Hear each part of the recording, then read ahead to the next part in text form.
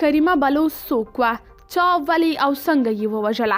مهم معلومات دې ویډیو کې در سره شریکوو، نو که کولی شئ تر پایه زموږ سره پاتې شئ. د روانې میلادي میاشتې په 20 نیټه د کاناډا له ټورنټو څخه بلوچ سیاستواله او د بلوچ محصلینو د سازمان پخوانۍ مشره کریمه بلوچ ترې تم شوه او نن یې له پیژندلو وتلی جسد په همدې ښار کې وموندل شو. د ټورنټو پولیسو تېره ورځ د دې د ورکېدو خبر ورکړ، خو وروسته یې وویل چې هغه موندل شوې ده. کریمه څوک وه؟ کریمه بلوچ د بلوچستان د کیچ په تمپ سیمه کې زیږېدلې وه. اوس یې عمر 27 کالو ته رسېده او له کاناډا څخه یې د بلوچو د حقونو او له پاکستان څخه د بلوچستان د ازادي لپاره کار کاوه. هغه د پی ټي ایم سرسختې ملاتړې وه او پښتنو سره یې د پاکستاني ریاست وحشتونه غندله. د ورکو بلوچانو د موندلو او راخلاصولو لپاره له تېرو 10 کلونو راهیسې د وایس فار بلوچ میسنګ پرسنز ډلې غړیتوب درلود او د هغوی فعاله غړې بلل کېده. د ورکو شوو بلوچانو لپاره غږ پورته کولو کمیټې مرستیال مشر محمد قدیر بلوچ وایي کریمه بلوچ د روانې میاشتې په 20 ورځ غرمه ورکه شوه او نن یې جسد موندل شوی دی. ماما قدیر بلوچ وایي د هغې مړینې د دوی تحریک ته قوي ټکانونه ورکړي او نه پوهیږي چې تشه به یې څنګه ډکیږي.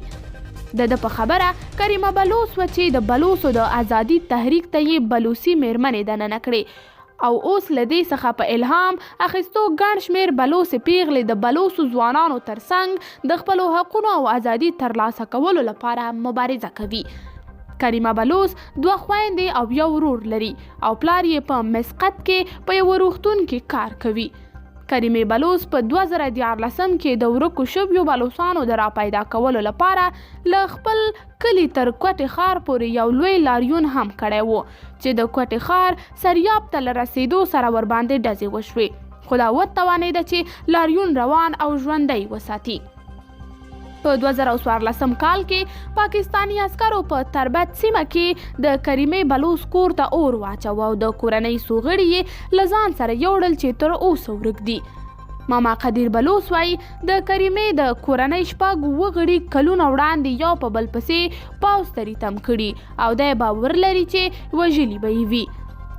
په 2014 میلادي کال کې د بلوچ محصلینو د سازمان مشر زاهد بلوچ د کوټې له سټلایټ ټاون څخه ورک کړل شو او تر هغه وروسته د دغه سازمان مشري په غاړه واخیسته. وروسته یې په کوټه کې ژوند سخت او کاناډا ته لاړه، هلته یې سیاسي پناه واخیسته. وړمه ورځ ترې تم او نن یې جسد وموندل شو. دا مهال د بلوچ محصلینو د سازمان مرستیاله وه او پر لپسې یې د بلوچو د حقونو، ورکو شویو بلوچو د راخوشي کولو او د بلوچستان د ازادي لپاره د 2014 په اګست میاشت کې پاکستان د کریمې بلوچ په ګډون د بلوچو سیاسي مشران برهمداغ بګټۍ او هریبیار مرۍ له پاکستان سره په خیانت او غدارۍ تورن کړل چې ورسره سم پر دغه کسانو بندیزونه هم ولګول شول.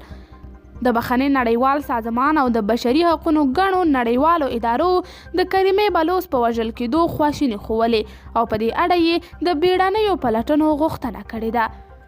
درنو لیدونکو، تاسې یې څنګه ارزوئ؟ نظریات مو کمنټ کې شریک کړئ او چینل سبسکرایب کړئ.